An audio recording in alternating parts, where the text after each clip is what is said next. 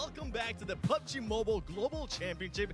Coming for saying that you were camping, I personally don't think so. Now, going into the last match, you guys did do something that surprised me, and that was hunt down APG that's currently in last place. What made you make that decision? It's our drop. Whoever comes to our drop, we're gonna hunt them down. APG, thank you so much, Aru. That is a shot if I've ever heard one. And now going to other surprises, we got Tulika Madbulls. You saw me do an interview with him yesterday. We're gonna do another one. Tulika, your team was able to get together in July of this year. What has caused you guys to make such a great synergy in such a short time? Так, Толика, ваша команда собралась в июле этого года. Как за короткое время вы смогли выстроить такую синергию?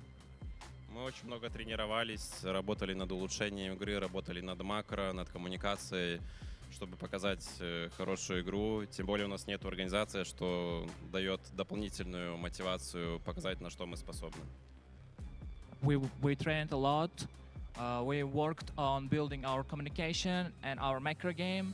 And since we don't have an organization behind us, it gives us more motivation to show a good performance. Well, you're definitely putting a good performance, but let's rewind a little bit because yesterday in Rondo, that was one of your least performances. Very poor performance, I would say. 15 plays, 5 eliminations. What are you looking to change going into Rondo today? Что вы планируете сделать сегодня на карте Рондо, учитывая то, что ваши результаты были плохими, 15 место и 5 elimination? Постараемся сыграть как минимум не хуже. So we perform our best, no worse today. Okay, I expect a better than 15 plays, and more than 5 eliminations if that's the case. Because, ladies and gentlemen, this is day 2 of the Gauntlet.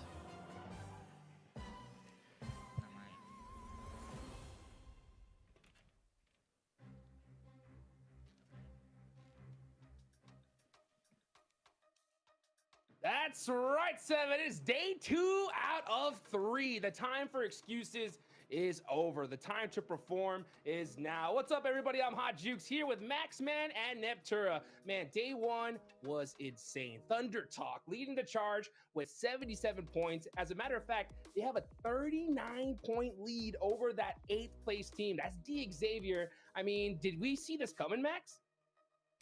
No, genuinely, when I look at the PL teams, Hot Jukes, I'm mainly looking at Weibo, right, with Order, with Sook, and I was like, Thunder Talk, the fragging potential, it's a little bit inconsistent, but yesterday, Sitting popping off, Jing popping off, King popping off, AJ popping off, they're all popping off here, Hot Jukes, and I wonder, can we see that continue entering in the second day? Because if they can do it again, chances are they're locking in their position for the top 7. Oh, yes, indeed. You can see right now that was the schedule. It's gone. This is the format that we got going on. The Gauntlet is here and now, guys. Yeah, so we're in day number 2. After this, we're going to be past that halfway point, right, Neptura? So just how important is it for these teams to perform? And which teams do you think desperately need to right here, right now? I mean, it would be a very easy answer to say, oh, Alpha Gaming need to step up today, but it's because it's true, right? After game 3 today, we pass that halfway mark and we start going downhill. We start going to the closing of the Gauntlet stage. And so this is where these teams need to step up because tomorrow is going to be too late. I would say even once we get to the Miramars today, it's going to be way too late to try and do a lot here because these other teams that have done so well yesterday will most likely continue to do well today. They're just going to be too far ahead, Jukes. Yeah, $3 million is on the line right now, guys. And I'm telling you, there's all these crazy teams in this lobby right here. They do not want to go to the group stage, right, Max? So with 7 slots available, I think we definitely had some surprises. I do agree with Alpha needing to step up big time today. Who else do you think needs to step up? Oh, I'm looking at Regnum Karya. 13th position currently, standing with only 19 points. Their best game was the first Orango of the day with 6 elimination, 4th place finish, which is, pretty decent, but it's not decent when you look at the rest of the games where they keep going out super early on. I'm talking 13th, 10th, 16th, 15th, 12th. This is not the Regnum Karya of old that we're used to seeing here in these international lobbies. So Regnum Karya, day 1, a little bit of a fumble here, Hot Jukes, but I truly believe that they're going to bring back some good action here because it's Regnum Karya, the most consistent team in the world on global stage. They got something up their sleeve. I'm 100% certain about it. Yeah, and I hope so, because honestly, they need to double their performance yesterday just to even catch up to 7th place here, Neptune, right? Right now, that 7th place cutoff is going to be Alpha 7, and we're going to get into that once we hit in these overall rankings, right? So, I mean, for Regnum Karya, they need to do what they did and ×2 and even more, right? So when it comes to their play style, right? Because I know you're looking at their macros, so, right, what do you think they need to do differently here today? I think in day one, they actually had some really good plays. The struggle was trying to just convert that into some points, right? Because I think when we look at the individual fights they had, of several times we were like, there we go, that's Regnum, baby. That's who we know to be that team. And then it just wasn't working when it comes to the leaderboard. So I feel like maybe there's some issues there with maybe a little bit of the timing. Maybe they're a little bit too delayed. I'm not going to say hesitant. They're not a hesitant team at all. But, you know, maybe just a little bit too delayed, or maybe they're getting caught out a little bit too much where, you know, they need to be splitting up a little bit more to adapt to this lobby when they want to be more compact. Something like that, I think, might just turn the tide for them and get those points on the board. Yeah, it would be nice to see, but though looking at these replays, I'm actually looking at this replay here of the early fight in Rondo happening between R8 and Alpha 7. And when you're looking at day one here, one big key point to bring up is going to be how R8 were just so dominant from start to finish of day one, right? Because this is a team from MENA that who, like, regionally, they do great alongside maybe GK. Going into a global MENA, we're usually a little bit uncertain as to predict them because they're usually quite inconsistent. But no, R8 bringing the heat from the get-go, extremely consistent gameplay. In particular, Ida performing, which is pretty expected because he's one of the main fraggers of the team. I'm especially excited here, Niptro, with Marth, because this guy is normally more of a support off-angle player trying to set up his team. He's currently the 4th best player in the Gauntlet on day one with 13 eliminations on his lonesome. Marth, if he keeps this kind of momentum going, R8 might just secure an early spot for MENA in the Grand Finals.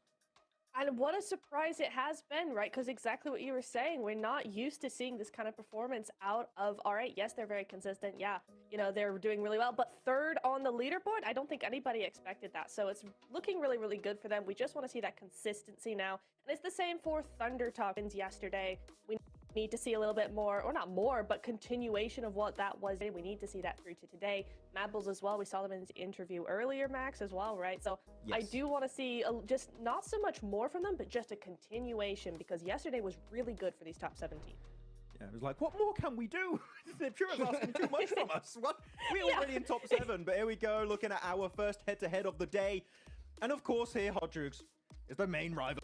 We were all expected to happen here. It's Orangutan versus APG, and well, the numbers speak for themselves, because if you're looking at the numbers, Orangutan are completely outperforming APG, especially with that hot drop in Miramar. I'm wondering, now that they got that confidence built up against APG, can we expect more hot drops to happen just to ruin APG's chances of going to the finals? And I hope we see some more hot drop action, because, I mean, we heard there from OG, right? They said, you know what, that's our drop spot, right? And they're going to claim it for themselves. They outperformed APG by a mile yesterday, right? The thing that we have to consider, though, right, is this is OG's first time here, right? We know what Alpha Gaming can do, Max, right? We know that the performance is pretty much imminent at this point. Do you think OG could replicate day one and hold off some of these monster squads that are on the second half of the leaderboards? Well, I've actually seen for Orangutan, going back yesterday, rewatching the games, what Orangutan can improve upon is avoiding mid-game fights. And if we can see that happening, because we saw game 1, game 2, they able to survive. I think AKOP survived as a solo game 1 on Rondo. And then game 2 was Aru surviving under the bridge as a solo. If they're able to maintain their players, their entire squad alive in those similar positions, chances are we might have had an Orangutan win in those particular games. So that would be a 1 point of improvement. If we do see that coming out from Orangutan, they're going to somewhat solidify a position in top 7. But again, bottom teams here, Niptura. On top 7, Alpha Gaming, Ulf, Regnum, E-Arena, DRX, Deek Xavier. Do we truly expect all those teams to take a beating without fighting back? I think we're going to see a big change up from these bottom squads in these next 6 games. Oh, 110%. We have to, right? These are not teams to go down without a fight. Regnum, Karya, I know we talked about them earlier. Alpha Gaming, I mean, these are 2 powerhouses of the global stage, and not even regionally, just globally. And yet here they are in the bottom, you know, the bottom 8 here. So I think we're going to be seeing a lot before this day is done. Oh no! For sure. Wait. What? Yeah. Mozzie! Marzi is saying DRX. No, if you guys don't know, in India, Marzi is like he's like me, but in India. Okay, whoever he supports, they get destroyed. He picked Reject during Pmwc. Marzi, how can you do that to DRX? I blame Marzi for this. Oh, no. Guys, make sure you guys are checking out all the crazy talk that's happening in the Gauntlet. And also, you know, put in your input as well. Make sure you hit those QR codes. And then hopefully we can feature some of your comments here in just a little bit. Also, we got to show some big love to the Infinix GT30 series, the official gaming phone of Pmgc 2025, engineered for precision, performance, and victory, empowering every gamer to be the one and outplay the rest on the global stage. So guys, man, things are heating up here, right? We talked about all these teams that need to perform, and you know, OG with 43 points on the day are great. My big concern, Neptura, right, when it comes to OG, is some of these teams, right, that have a good solid day one will come back and say, you know what, maybe we should change things up. Maybe we should start getting a little bit more aggressive. We saw a little bit of that more aggression towards the second half in day one, right?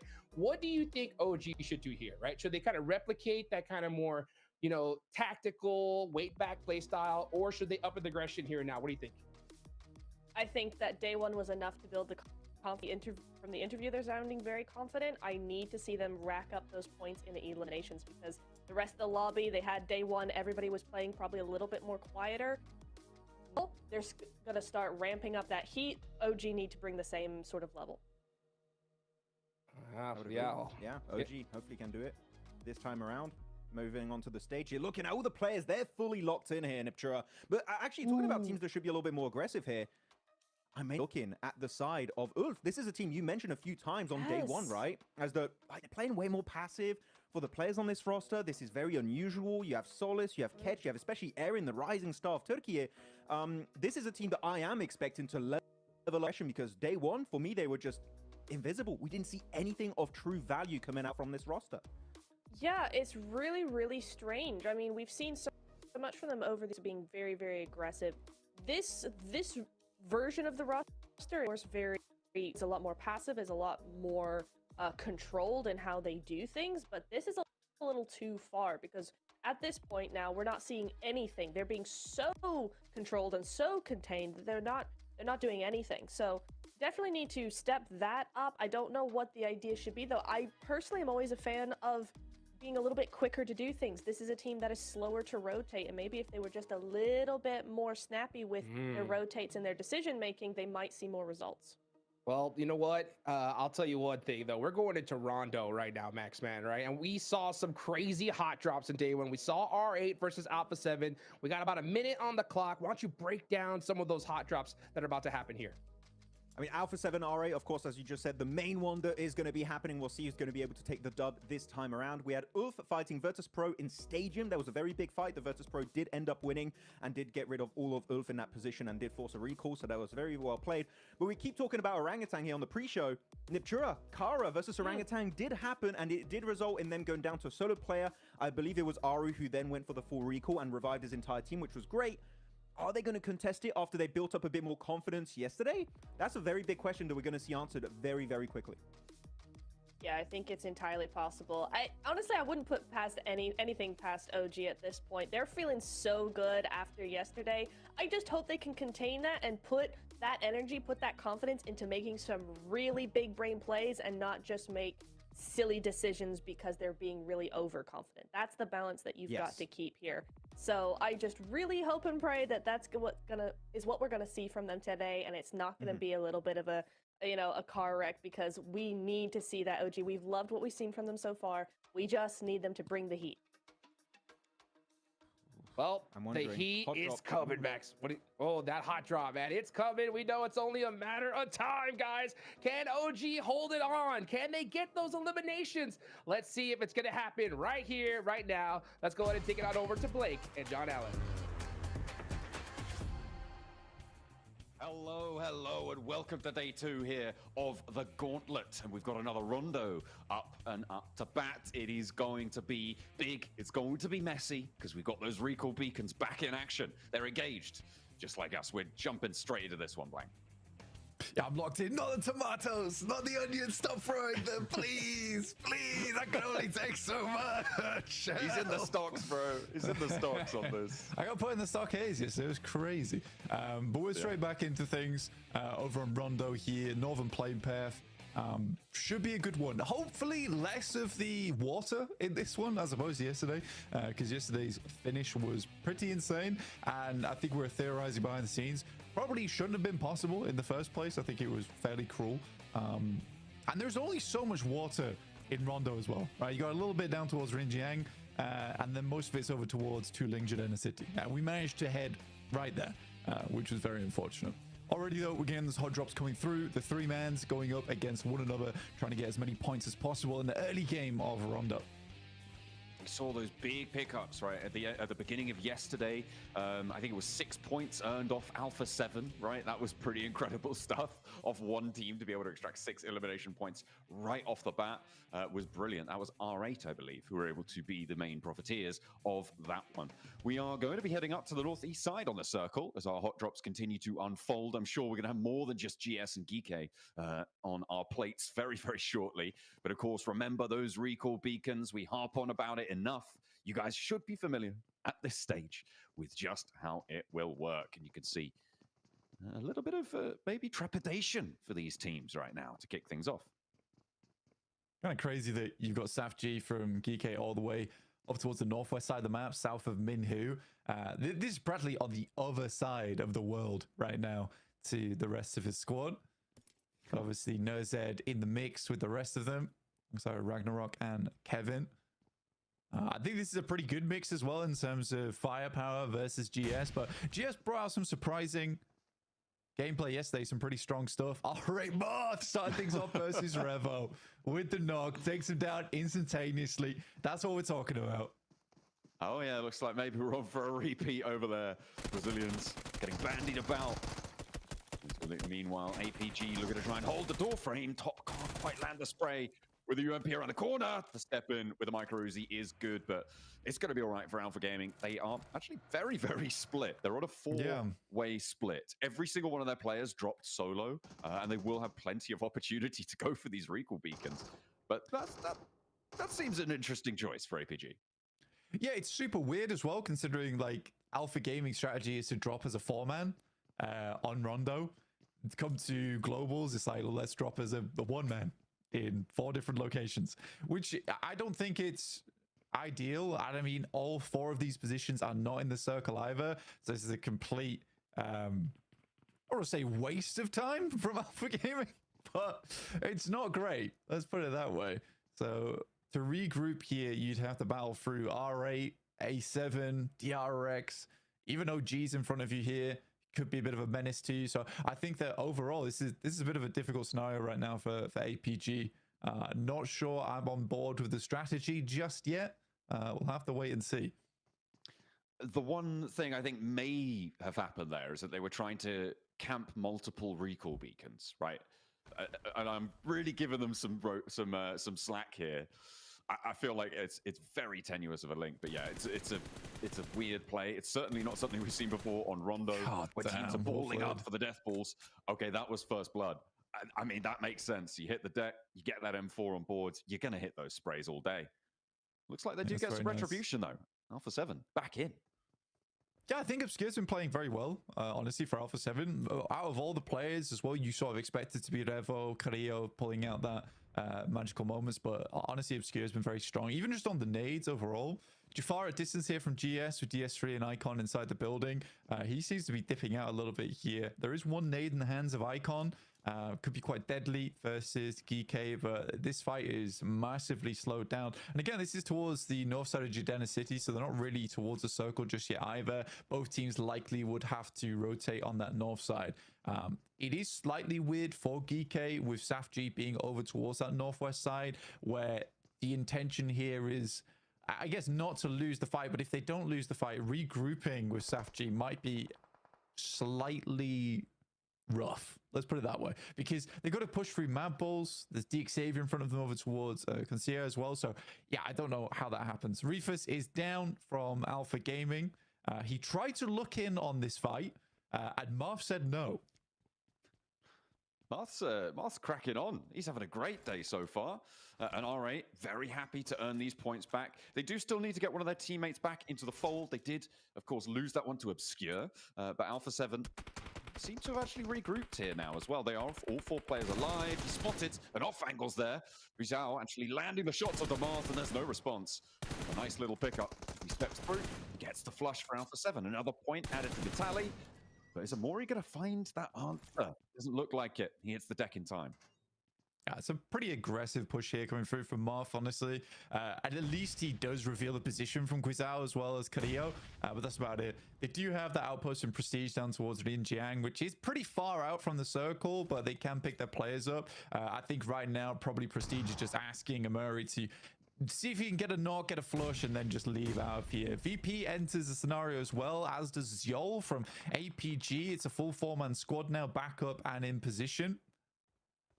All right, okay. Aragon moving into the corner here with Voston as well. Revel has oversight. He's warned his teammate. He's not going to be able to do too much more. Carrillo, though, able to find Aragon on the first. Step into the bathroom for a heal as well. Another APG player goes down, but it seems like that's just par for the course at this stage. They are just adding points to everyone else's tallies at the start of this game. Alpha 7 popping off, though, and keeping things going. Carrillo on the corner, an indomitable Fortress keeping Virtus.pro's duo at bay. I think the thing is here is that at least Joel gets information there's 2 teams in this area, and then they all regroup down towards Yulin. So they could push north and hold out both these squads if they wanted to. Virtus.pro's got a similar situation where they got an outpost over towards Stadium that they can refresh their players from. But Alpha 7 definitely weathered the storm there. It was not easy versus RA in particular, but RA also back up to 4 players. And Murray, though, looking for a little bit more. Doesn't quite find it as Carrillo hits the deck, but will get res fairly quickly afterwards. Let's take a look at what's happening over towards the circle on the northeast side. Great start from Thunder Talk on a 2-2 split, which they quickly regroup towards a central position. They're holding high ground with Sai Ting, as well as Sing towards the lower end of things, just providing scouting capabilities towards that southern side. That river that sits in the middle of this circle, Blank, has some really difficult crossing points. I mean, we saw just how treacherous those riverbanks can be yesterday on our Rondo game, but in general, there's not the easiest time where maybe on a map like Erangel, when you're crossing that central river, the riverbanks are a little bit more forgiving. I feel like there's a lot of verticality on the Rondo riverbanks. There are obviously some places where you can get across, and obviously those bridges will be an option, but it's going to be pretty tricky for teams who haven't already made it to go straight through. So I'm expecting quite a lot of wide wraps from teams on the southwest. Yeah, I think getting over towards Ryan is probably the best idea, and then you can wrap down towards DRX's position, potentially take some high ground for yourself. But it does depend on this next circle, right? Because if it does shift down towards the southwest here, like you're looking at Test Track, you're looking over towards that hillside in the west, but it doesn't happen. We head over towards Huasing. I think that this is actually fairly rough in terms of position to play. And GS, though, still going strong versus Geek here. This fight has raged on for quite some time. It shows no signs of slowing either. D3S wants to hop out with the auto shot. Wow. Doesn't find the first, the second, not so lucky, but there is still that trade around corner. Actually, only 1 player now remaining for Geek, I think. No, for GS, just Jafar. He's been in these spots before. We saw it against APG down in the C block fight that we saw in match 2 yesterday. But now he needs to find Kevin on the corner. The recall beacon just outside is beckoning, but he needs to get through this hurdle first. Kevin's running low on ammo, but he has got the other weapon in the back pocket. Nice. Jafar handles him low, not even going to be able to loose a shot his way. Yeah, that was a fantastic play there from Jafar. Some great baiting as well. I mean, both players had 0 meds to work with, and they would have heard each other using them. So Jafar just baits out the scenario, waiting for that desperation play. He has a full sweep on the edge as well, where he can swing wide. So it's really, really smart maneuvers. Wolves here going up against Regnum Karya. Now, there's a lot of talk about Regnum Karya's day yesterday, which, as we all know, was pretty poor. I think losing a player pretty much in the early moments of the map each time definitely hurt them, right? They were playing as a 3-man, multiple maps, and they just couldn't get much done from there. But Regnum Karya usually uses that day 1 as a big study day, though I was a little disappointed in the performance that they put up. I thought they'd get a little bit more than 19 points overall, but already Rondo starts fairly decently in a strong central position as well. I'm liking the little pop-ups on the tower graphic on the right-hand side. I don't know if you've clocked it, guys at home, but if a recall does happen, we saw it just on the Wolves tab there. it will show who has been pulled back up and when it will happen. A little gold flash appears on the right-hand side of your screen. So if you're watching and we're not on board with your favorite team and they're looking to get a recall on board, that's how you can keep track of it. You'll see exactly when it happens. So you're nice and up to date with everything. Igor just going over towards E Arena right now. Joker was pulled out yesterday for NC2. Learned his lesson, apparently. Come back into today looking a lot more fresh. Getting the initial pick off there onto Wolves. I mean, E Arena didn't play terribly yesterday. I just don't think that they had these massive moments. They were consistently towards like those later portions of the game, but I think it's mistakes like this, right? I think they get step 1, step 2 correct, and then step 3 is where they fall short. I think that when it comes to thinking ahead, they don't really have that right now. Where they make this push, you're playing on the hillside, you're not worried about the backside angle. Again, in a global lobby, you have to worry about that. It's imperative that you worry about that. Ooh, Circle pops down towards the south, gives a little bit of a favor to Regnum Kaya potentially. Orangutan on that southwest side as well. Looking at the teams on the south, though, it's a bit of a difficult run up here for teams like Alpha Gaming, who have got all 4 of their players alive. They did manage to get those recalls on board. And E-Arena, who are moving very, very close. It's going to be pretty stacked up on this south edge with Kara as well, maybe poking their noses in. And a few teams yet to move as well. It's been an incredibly odd start for Alpha Gaming. I think that it's hard to say whether it was the correct decision or not. Personally, I don't think it was the initial 4-man split. Like you said, I think you were giving them a lot of credit for what they were attempting to achieve, but I think that that's more coming from the fact that they had such a bad day yesterday. They were feeling very worried coming into today. And then this first 12 minutes has just been about getting a 4-man towards that late game, which is where typically Alpha Gaming does shine, is if they have a 4-man towards that 18-minute mark, they're very good at sweeping. But we just haven't seen that because they've been torn apart by teams like OG yesterday in that final match. I don't think that APG is feeling very confident coming into this day. And unless we get something insane over the next 3 games, I'm not even thinking that APG gets into top 7. Yeah, gonna have a tough time of it for sure. We'll see if they can bring something to bear in these next 2 days. DXavier, they've spotted at least one of the players from Alpha 7. This is up on the north side, Blank, coming down from around Heme Town on that north east side of things. Alpha 7 struggling to get through. They got the Mad Bulls ahead of them as well. Not only are DXavier going to be harrying them as they try and move forwards, but they're going to have to deal with that too. The recall beacons not long in this game, so opportunities starting to dwindle to get yourself back up to 4 players. Yeah, we are really lacking on those recall beacons. The only one still available is probably in Alpha 7's camp over towards Muhapan. I think that potentially Korea is able to pop that one off, but Mad Bulls is set up on a lineup right now. Takes down Guizhou and Obscure, so leaving just Korea at the recall beacon to get the rest of his team up, but they will be dropping in with limited supplies. I'm kind of concerned right now for them. 5 elims on the game is not terrible. It's not great either though. You see those recalls popping up there. Wolves moving through as Ulf managed to get into this position nice and early on the plateau, but will they be able to hold it? The first is good. A double spray down across the way. No, it's a 1-for-1 trade, but Ketch is able to find another. Coops goes down. They lose one on the off angle here. Scarface has been knocked, but the Wolves are no more. Taken away on the approach. You can't get up the top there. Ulf able to beat out the Wolves on that hold. So funny is the 2 Wolves logos going at it with one another. You know, the 2 packs are scrapping in the meantime. Though I think that Max brings up a really good point on the desk, is that the Ulf does feel very weird right now to me. Rondo actually was one of their best maps that they played. They were fantastic at it overall. And I think for Ulf, there is this issue that I think it is confidence based, because they went from being kind of lackluster when they were playing under the name of Fireflux to suddenly this whole new team with Aaron on board, with Matcat out, and then coming to Globals, I was just concerned because I was like, well, this is not the Ulf I'm used to seeing, with just incredible long range control, and especially having such a good time on Rondo just was not meant to be yesterday. We'll see if they can pick up that performance.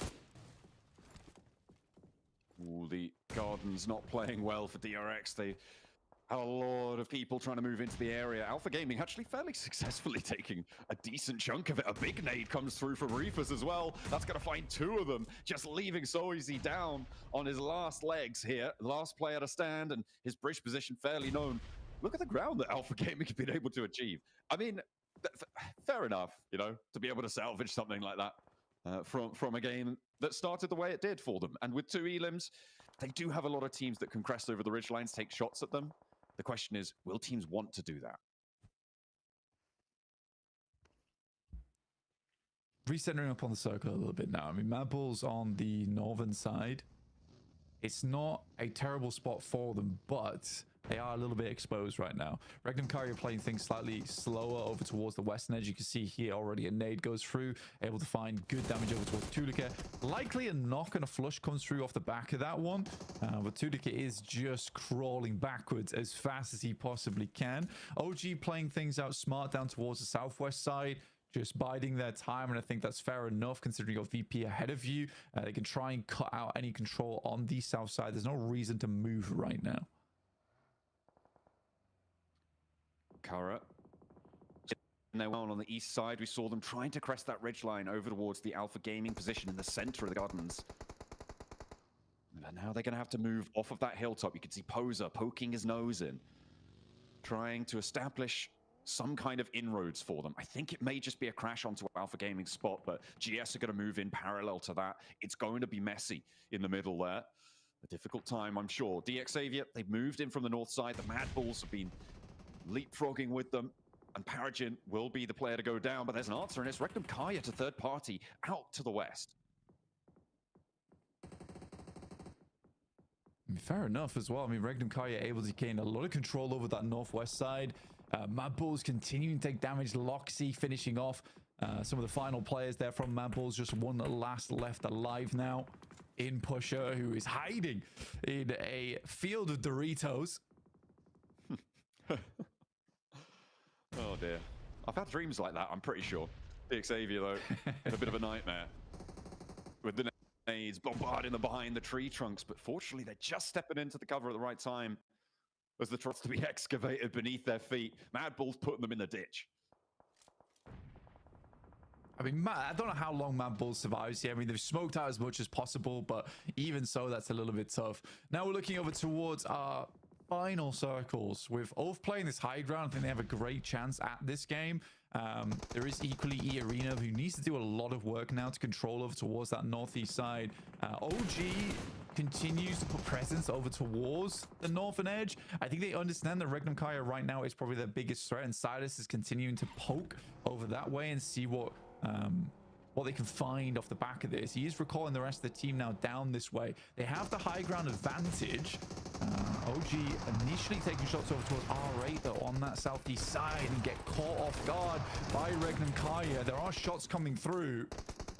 And there's the trade. Loxy looks for a second and finds it. The backline now down to one.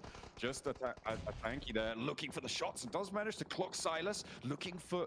Now Loxy getting backed off the angle. Only one player now as the flushes are confirmed for Regnum Kaya. Silas unlikely to get rezzed here, Blank. I mean, they could put him in a vehicle and see if he can get on forwards, drive him on in, but I think it might be more worthwhile to just send your three players away, not try and spend that time, because look at this approach. I mean, Atanki's managed to make it to a rock miraculously here for Orangutan.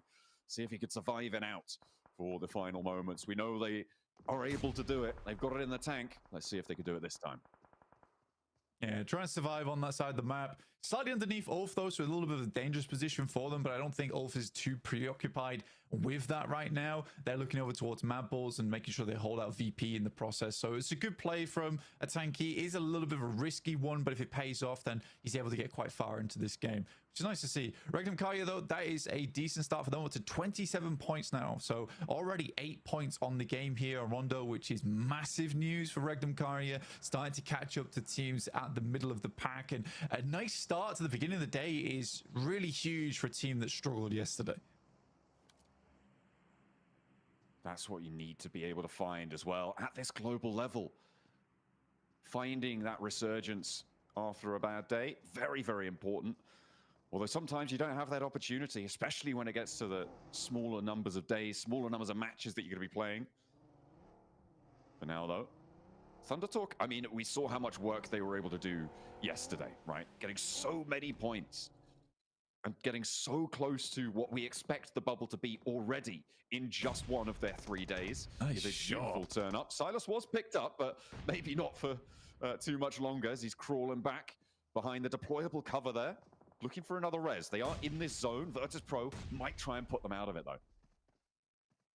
You can see their VP looking to try and push further up. These nades are getting very close. There's a good chunk of damage. I think that Regnum Kai is kind of lucky that they don't lose too much damage on their side, because the nades seem to stop a little bit from VP. They want to hold them out for a little bit later in the game there. There's no real chance of getting too much more utility going forward. So you got to be a bit conservative now going into these final moments. Good shot over towards Ulf as well from Regnum Kai in the midst of all that, by the way. I don't know where that came from.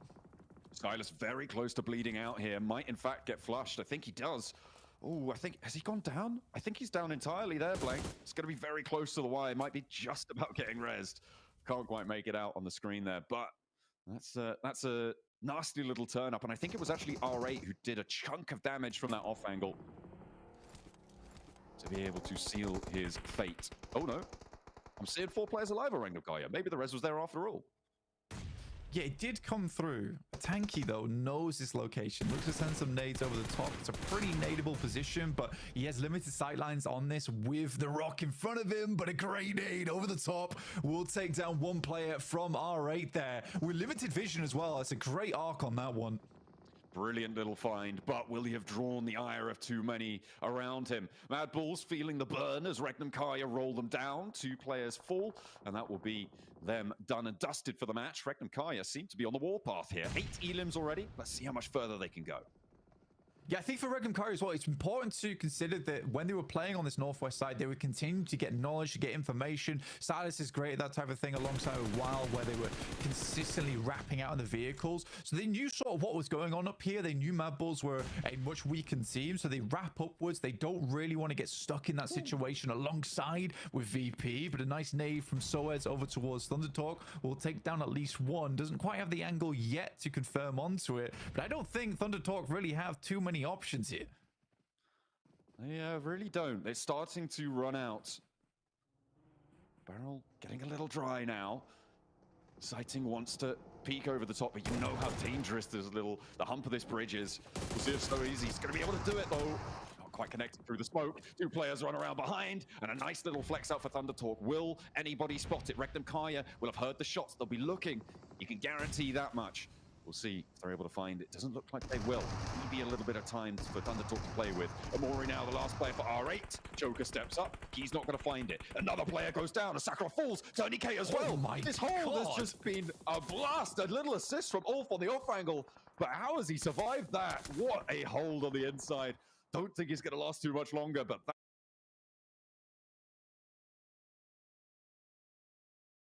is a great little clip for him. Scrap metal around him. Looks to put a little bit more damage on. Quick Molotov over towards Joker to try and confirm the elimination point and get some more underneath the belt.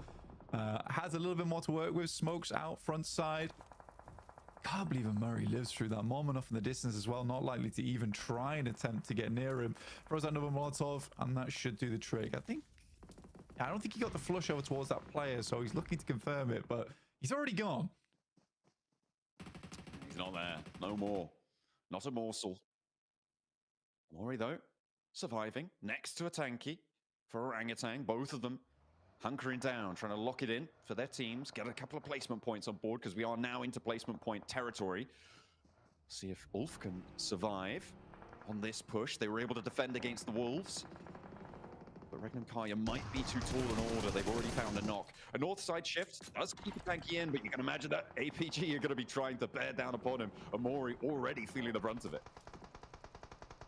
I mean, Alpha Gaming, this is what we're talking about. Get them into a 4-man position towards the end of the game. That's where they can start sweeping a little bit. But there is consistent angles that are being available here. It's such a rough scenery to play in, where any little mistake in terms of sightlines that you leave capable for yourself, you're going to take damage from. Regnum Kai continues on their mission to take down the entirety of the northern hemisphere of this circle and doing fantastically at it. They've already put in a lot of damage over towards Ulf and probably limited a lot of the supplies, but now VP makes their wrap up over towards that north side, and Regnum Kai instantly is responding. They're moving back on over. They sent a lot of their players out to that east. Virtus.pro read that quite nicely. Thundertalker actually managed to get a full reset here. A tanky finally may actually have to stand up and take a fight, but the nade is just too strong. Doc had the run out as well, and it will be the end. 6th place, locked in, 1 Elim for Orangutan there, and they will not be able to survive into the later portions of this game. Thundertalk make it across, and they will be able to do so with 2 players. They still got a backstop to deal with, and a player knocked as well. That just came through as a res, so they're up as 4 once more, but can the other 2 rejoin? This is great damage coming through from Sing right now. They have to drop down the tactical covers, try and keep themselves up, but a double in the back line will take down 2. Sing walks straight past the nade there, takes it on the shoulder, and Doc now has to do the impossible. With only 1 player standing, Doc needs to come up big for them to survive for a longer into this match. Another nade. But on top, it's going to keep the pressure on, but the res is going through all this while. In the meantime, over the northwest side, Virtus.pro and Regnum Kai are starting to pop off. And it's Regnum Kai to hold their nerve. Only 1 knock seen, and nobody's in a position to capitalize, because Ulf are more preoccupied on the southeast edge, looking towards Thundertalk. As APG fall as well.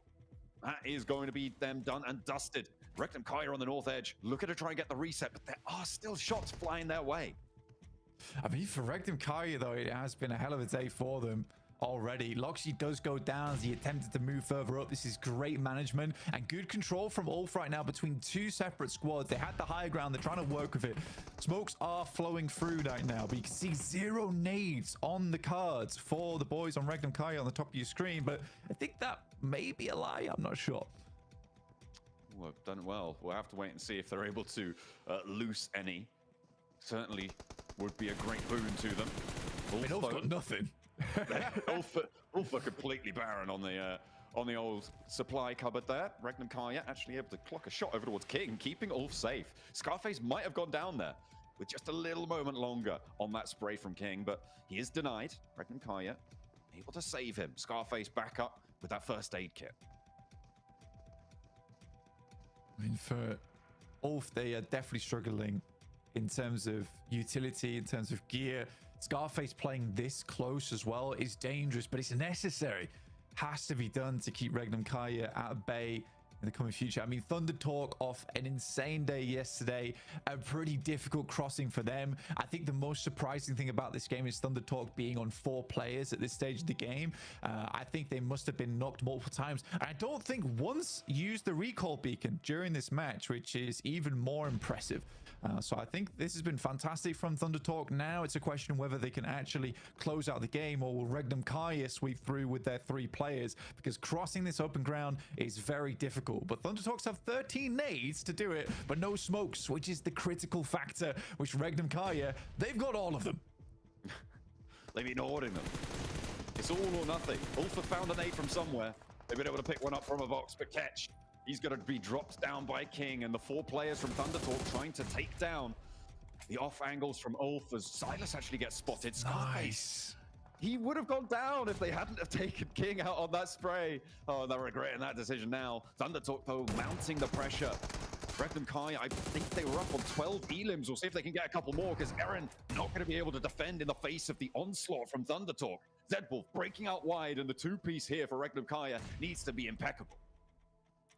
I mean, I don't think it's possible. With all these nades available for Thundertalk, it is going to be so difficult. You know generally where they're coming from. Thundertalk looking to take yet another game in their favor. Zedwolf and Wild will have to pull out something extraordinary here if they want to win this one out, but I find it highly doubtful. Wild sending all the way on the side, but them using this little cliff towards their western edge, their advantage, and now it is Wild in this 1v4.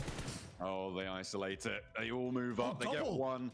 Wild looking for the spray. You're right. He's managed to get 2 here. Maybe able to give them the slip. This is the final zone. It closes central. Wild, if he can hold a central position for just long enough, maybe the blue zone will put too much of a hurry up on these reses. Zedwolf does get flushed away, but a 1v4, I just don't think so. Wild looks for more on the angle. King steps up for the challenge, and he's good for it. I thought he might have stepped a little bit too far there, but Regnum Kaya fall. It is Thunder Talk to get another chicken dinner. Blank, they're not satisfied with one day. They want two at the top of the tables. I mean, it was a crazy run out from Wild, but you got to respect that Thunder Talk already had sightlines down that way. Knew the Wild probably would be rotating to get the clean lineup angle down the edge of that hillside. So really, really well done. I think Regnum Kaya can be pretty pleased that game. Not quite getting the chicken dinner does feel slightly rough, but overall, I think that was way, way better than yesterday. Absolutely. I mean, a lot of elims for Regnum Kaya on that match as well. Able to do a lot of damage to the lobby, picking up plenty of points. They'll be happy. But Thunder Talk, I mean, that is going to put them really, really close. I mean, they're pretty close to breaking the 100-point barrier already, Blank. I mean, with the elims that they found. Yeah, I think they are done at this point. It's very unlikely they don't make it into the top 7 going forward. But I also think at this point, it's likely that they'll be making up towards first place if they keep playing like this. Let's head back over to the desk.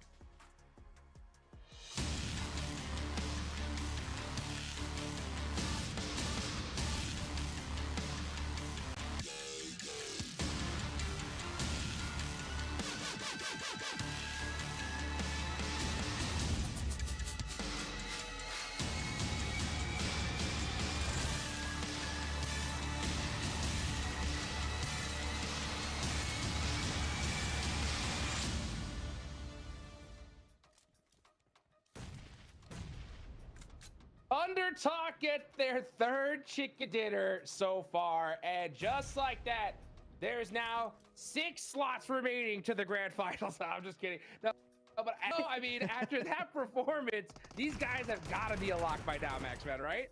Yeah, I mean, look how much of a clinic they set up at the end here. Thunder Talk have to rename officially Thunderclap. Because, oh my goodness, they're slapping the lobby around in these games. And Nipchuri, you were saying it before we just came on camera here. This is a back-to-back win now we just got from Thunder Talk. And actually, on top of that, they've now officially got a win on every single battle. Got a win yesterday on Erangel, a win on Miramar on the last game, and now a Rondo chicken dinner. These guys are putting on a clinic on every one of these battlegrounds. And look at the player stats. Sitting 4 limbs, 5 limbs for King. AJ gets 3. Jing putting up 1 elimination, still 500 damage, putting in the work, putting in the hours in this lobby.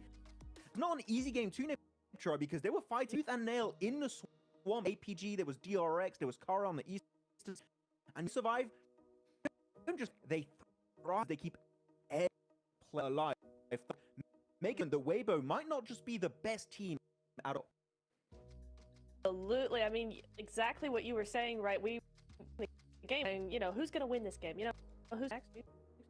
Thunder Talk conversation all, and they just in of every fight happening. Them, it was such master. I mean, the nades onto AP, clearing them, getting that ridge to themselves, and then just being for the right time. The timing is impeccable with this team. I mean, just putting on a masterclass on that edge style play, right? I mean, they were playing the edge pretty much the whole way until the end there, right? Just taking out teams one by one, catch guard, and to do that, and all 4 up, especially in a lot of this max, it's just super impressive. It really is.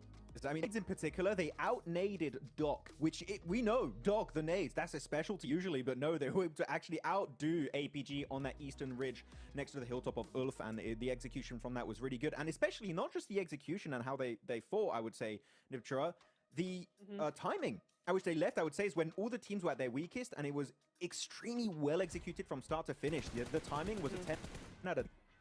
Yeah, it was fantastic. Oh, Revel. I want to say, whoa, hang on. Wow, I didn't see that. Whoa. Unfortunate. Yikes!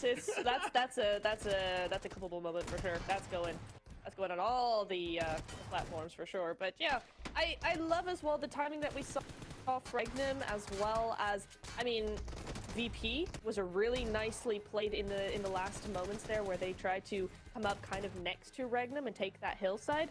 But Regnum specifically, the timing was so much better than yesterday. I kind of wanted to see something a little bit better from them in terms of those timings, in terms of that, you know, a little bit more direct, a little bit more aggressive in just terms of, you know, how they do things and what time they do things and waiting for the right time. And they were delayed a little too much yesterday. Today, they were not. And look what it got them, a really good second place. This is the Regnum Caria I expected to see entering on day one. Though unfortunately, they were a little bit complacent, maybe not quite able to play their own game, but here they were able to do it because I would say the best way to describe how Regnum Caria played this game is not taking any unnecessary fights. Everything they could in this Rondo match made sense, and if they won it, they gained value out of it. That fight versus Orangutan on the western side, they clear Orangutan. Guess what? They've got a great scouting spot to check into the circle what the hell is going on. After that, they're sending up north next to Ulf. They got that symbiotic relationship situation where they can hold down the fort together, and it just so perfectly for them. This is one of the best IGLs in the world. Sylat pulling the strings in the back end, and clearly so far, it gets them in the late game. I'm thinking this is the redemption arc that finally begins, Hot Jukes, for Regnum Caria.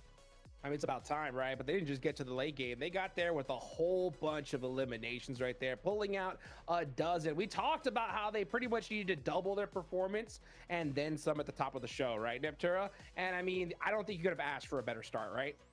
No, 100% not. Such good numbers coming out of them. And APG as well. I had them slated to win the whole thing. Y'all didn't. It was, you know, it was on the edge. It was off in the swamp. It wasn't looking particularly good, but, you know, it wasn't a win, but they came out with a much better performance. And is it not a win? It's not a win, but it's a top 4 and a solid top 4 that sets the tone for the rest of the day. Fingers crossed. Hey, we'll take those all day. You know what? I want to kind of go back to the start of the game, right? We did see that hot drop with Alpha 7 and our... Oh, never mind, right? Are you kidding me? I mean, talk about a run for the MVP of the tournament here, Max, right? I mean, I know why he's called sitting. He's just seeing everyone like right now. You're not playing this game. The guy is an absolute beast. And to be completely honest, when looking at players from PL that I was paying attention to, I was looking mainly for this team at, of course, you know, you got King and you got AJ. Those are the two that I'm like, okay, these guys, they can cook, they can step up, they can Yang Tashol. But here this time around, though, it clearly is sitting. And they are sitting pretty. 100 points. And right now, I did a little bit of calculation. Wow. Of course, it's not great math. 120 points, you're pretty much 100% sure to go in the top 7 in the grand finals. They're already just 20 points away. What are we doing? Wow. Yo, that's a, what is that? A 59-point difference from the Xavier here. That is absolutely, I mean, wild. I mean, I did not expect Thunder Talk to pop off this crazy, Neptura, but man, did they show up. It was good to see some other teams as well put some numbers on the board. I want to look and see a big mover and shaker. It's got to be Regnum Caria, right? I mean, where were they at the start of the day? They're in 9th place here, Neptura? Yeah, they were 13th, I think it was. So they've really stepped up now to where they're only 5-6 points away from a top 7. So if they keep this consistency, it doesn't have to be, you know, crazy top 3s all the time. But if they keep making the extremely calculated plays that we saw in the Rondo this game, the rest of the games are going to be so easy for them because we know what they can do. We saw glimpses of it yesterday. We've seen more of a sneak peek of it today. We just need little bit more consistency. Just bring it more and more and more because that calculation of this team is what's going to put them on the map. Oh, looking at the player stats here, Amori destroying my initial prediction of this game of E-Arena. E-Arena sitting it 1-1, and clearly that was abused by Amori. He was able to capitalize on that mistake and able to get himself multiple 1v1 clutches for himself, so very, very well executed on his end. And looking, of course, at AJ here in terms of utility, chucking a lot of it all over the place, allowing to make those transitions happen for his team. But of course, Jing, the man himself, able to also do something similar team throwables used. So yeah, I mean, the utility used by Thunder Talk is the main reason why they were able to survive this entire game, right? The smokes, the grenades in particular, to zone out, for example, APG on the cliffside was just paramount for them to make that movement happen in the first place. Yeah, it's what I love, using their nades as well towards Ulf as well, right? Because what I love is when a team understands that a nade doesn't have to do damage to be effective. It's just there to displace or to keep away. So if you're trying to zone out a team and keep them in their circle, just chuck nades at them. They won't be able to move. You're not doing any damage, but you're keeping that control. And that's what Thunder Talk to really understand, is that those nades, they don't have to do any damage to be effective. I wonder, does that include emergency cover flares? I feel like it, because I do want to see emergency cover flares of Thunder Talk. Huge. Not the best, though. Not huge, actually. I would say they were not great. They were throwing them in positions where they really leverage much out of the item itself. I want to see them try and use it as a leapfrogging tool instead of a more defensive tool. It makes sense earlier on in the game, in the mid-game stage, but when they were pushing on Ulf, I think if they throw them forward, that transition would have been even smoother. Of course, they still won it and kept everyone alive. They could have won better, though. If I had to criticize one thing, it would be just that, but otherwise the rest was just absolutely perfect from start to finish. Yeah, I mean, there's always those little tiny little tweaks that you could make, right? And one of the tweaks that I'm really starting to get a little bit concerned about, right? I mean, right off the rip here is because when you have a team like, this is what we were talking about at the start of the show, Max, right? We knew that a lot of these big names were going to perform today, right? Regnum Karya said, we're doing it right off the rip, okay? For a team like OG, right, which was playing very calculated, consistently putting up points on the board, right? I think we're gonna need to see at least a couple of big games from them if we want to see them in the top 7. Do you think that that's right, or what do you think OG needs to do here? I mean, I would agree. Orangutan, you know what I want to see from Orangutan? I want to see a bloody chicken dinner, okay? Yes, it's about time. They keep surviving into the late game. I think yesterday they had a bit of an issue where in the first 2 games, it was just a solo. It was AKOP and it was, who was it after that? It was Aru on the Erangel game, surviving as a solo. If we see more of that, but they survive as a trio, as a full squad, there's definitely a win potential there for me to see coming out from Orangutan. So, Niptura, do we think we're going to see an OG win? I hope so, and I think they will absolutely get the win if... No, not hope so. It's a yes or no. Sorry. What's happening? It's yes. Oh. Okay, thank you. Yes. Yes. Yeah, because, and I'll tell you why. Because the main difference between how they normally play and what they're doing now is they're spreading out on the edge. That's typical for OG, right? They're using their terrain, they're spreading out a little bit, they're trying to get control, but they're not backing it up. They're taking the position, and then the moment somebody comes towards them, they're kind of like, we'll try and defend, but they're not going forward and going, actually, this is our spot. You know, where is the confidence that we saw in the interview of, well, if APG want to drop our location, then they're free to do that. We want to see that same energy coming into the end game when they go, this is our position, we're going to set it up like this, and also we're going to back it up with some shots. It doesn't have to be elims, but I want to see more presence from him in the end game because the setup is good, but they're just falling down on converting anything into a, oi, stay away. Yeah, I do feel bad for OG though, because that play of Regnum Karya was just beautifully executed. So it's really hard to fight back in that kind of situation. But actually, just to go on another team I want to see some improvements from, I'm going to go on DRX, and I'm going to blame Marzi in particular, okay? If you're listening to this, I know he's doing a watch party. Why did you pick DRX, okay? He is the true boss master in India. And DRX, genuinely, one of my favorite teams. For me, there was no doubt in my mind DRX were going to have a banging performance in the Gauntlet and instantly make it to the finals. But no, they started off the day in 11th position, and I believe now they're in 15th after this first rondo. Yeah, DRX, we're almost at the halfway point, Hot Jukes. We need to see more from DRX. They've done nothing so far. Yeah, for sure. I mean, the thing is, this is my concern, right? Is that with so many big names on the second half of the leaderboards, if any of these teams like DRX do what we just saw Regnum Karya did, right? 18 points, they're in the running for top 7, right? So I think for a team like DRX, though, hey, get it done now. You know what I'm saying? Gauntlet and instantly make it to the finals. But no, they started off the day in 11th position, and I believe now they're in 15th after this first. For me, there was no doubt in my mind DRX were going to have a particular, okay? Beautifully executed. So it's really hard to fight back in that kind of situation. But actually, just to go on another team I want to see some improvements from, I'm going to go on DRX, and I'm going to blame Marzi in particular, okay? If you're listening to this, I know he's doing a watch party. Why did you pick DRX, okay? He is the true boss master in India. And DRX... I'm going to go on the other side of that point you were talking about earlier. You know, when it comes to OG, right?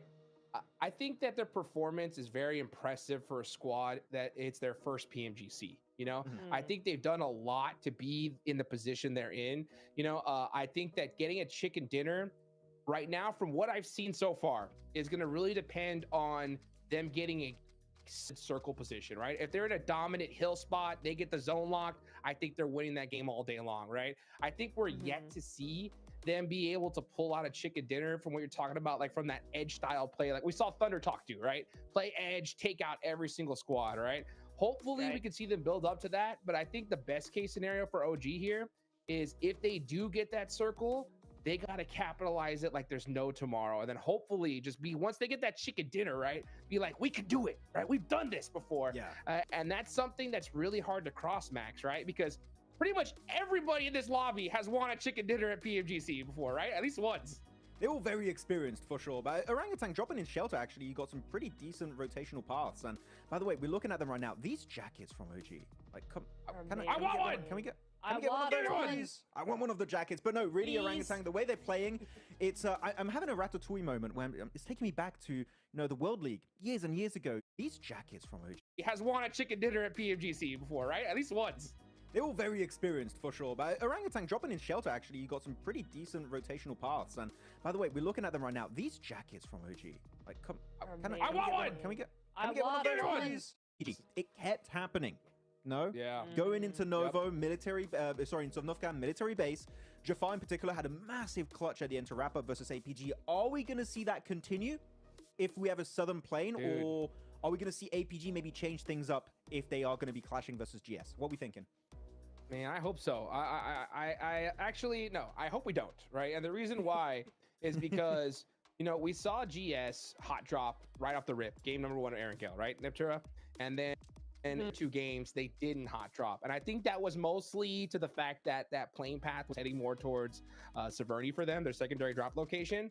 Do you think, Neptura, that because, I mean, it worked for them, right? I think GS did a lot better when they didn't have to do that hot drop, right? So I think maybe their coach or Neptura, you're the coach of GS, okay, right now. Put it on the coach chat, right? If you were their coach, what would you tell them going into Aaron Gale here for I wouldn't hot drop. I'd be like, look at the results we got as staying full squad through most of the match, getting much farther into the match as a full squad versus when we hot drop, and yeah, we get some early limbs, but now we've got a really long rotation to make. So through the blue, all of this sort of stuff, everybody's already set up. That would not be my play. I'd be just like, no, you guys, we gotta switch things up, go somewhere else. Yeah. Max, you're the coach of APG. What would you do? Hot chop, because I think, on a very, you know, serious note, it would be extremely funny. That's my analysis, because for the memes, go for the hot drop. But no, generally, I would like to see it not happen on a serious note, because it just doesn't help the team. So hopefully they can fix it, Hot Jukes. It's in particular APG, because they can't afford another bad day here. They need to step up. They need to make military base their own. Let's make it happen as we take it on over to John Allen and Blank for match number 2.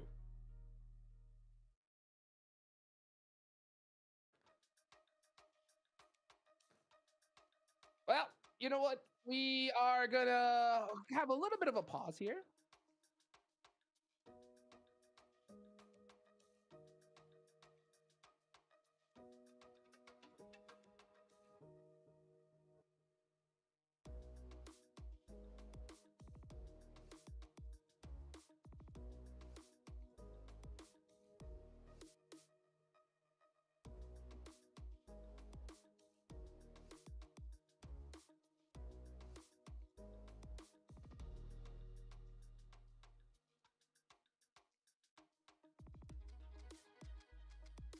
Well, guys, it looks like we're going to wait a little bit longer here to get into the next game.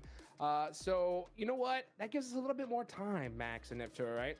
To get into this. I know John Allen and Blank are super excited to get this, and we will get to that next game, right? But I want to talk a little bit more about possibly some of the other hot drops we're going to deal with, Max, right? So what do you think is going to happen here in Aaron Gale? I mean, really, except for the APG GS team, I think hot drops were pretty clean. Nothing really happened. So I think we're chilling on that front. I think we're okay. I'm actually going to be paying attention to Virtus Pro and A7. We know they have some drops in common. They have Northern George Pole, they have Lipovka, and also VP tend to drop into Milto, which could be a clash between themselves and DRX, depending on how the drops go and how the playing goes in particular. So I'm looking at them. But Alpha 7, Niptura, I'm looking back at yesterday's Erangel games. Their rotations were so pristine, were so quick. They would get in a circle before anyone else and in really good POIs typically. So are we going to see that same Alpha 7 in these Erangel games? Because if yes, I think they're really going to solidify a high rank in the top 7. I mean, I would love to see that for them. is something that they're desperately needing, and I think they're going about it the right way. You're right, the timing has been pretty impeccable. They've been doing everything they need to do. They've been taking advantage of the teams they need to take advantage of. They're reading the lobby really, really well so far. That doesn't always translate into points, but what I always love seeing is a team that you can see what they're trying to do. You can see what they've got strategy. They're not just doing it randomly, and they've got ideas. And so for a team like Alpha 7, who are obviously a very good team, but have just been struggling lately, it's nice to see that we're actually seeing a team that is like, no, we're on the ball with these rotations. We're on the ball with this timing. Yeah. It's very hopeful. What I'm really hopeful about is not just the rotational potential of this team, right? I mean, especially for you, Hodgix, covering Americas, but it's so cool seeing the rise of Guizhou and Obscure on this storied roster, on this storied org of Alpha 7. And last game on Rondo in particular, oh my goodness, they put up such a great showing versus RA, and even I think there was a potential third party happening from APG and Virtus Pro in the wings, and they were fully ready for that. So this is Alpha 7 2.0, and I'm here for it. This storyline we're seeing built up in front of our very eyes here in the Gauntlet stage is beautiful, and this is Brazil stepping up with a new generation of top-tier players that are here to claim a trophy on the global stage. I mean, you heard Rebel say it himself in the interview with Seven, right? He was just like, you know what? I think they already surpassed me. And it's crazy to see just how well these other players are doing, right? Just kind of looking at some of the player stats, right? Obscure, yesterday, he got 10 eliminations, 12 knocks. The player below him, Guizhou, with 5 eliminations and 4 knocks, right? Carrillo had 4, Revel had 3 eliminations, right? So Obscure more than doubled that of his of the second teammate, and that's Guizhou, right, Max? So wow. I mean, Alpha 7, we know what these guys are capable of. We saw it in Erangel, right? They love that rotating to the hard shift side, kind of what we just saw Regnum Karia do in this last match, right? They did that, ended up doing that twice, got a good game under their belts. So when it comes to Alpha 7, I just think it's about just waking up on that consistency. I want to see that a little bit more aggressive Alpha 7 here, Neptura, because I see them just kind of playing a little bit more calculated rather than that hyper aggressive Alpha 7 they're kind of known for. Exactly, and you know what? I want to extend that point to the rest of the lobby, actually, because if we look at each team individually, a lot of them, there's very few teams in this lobby that actually play compactly, that actually play very much together, you know, kind of off to their own.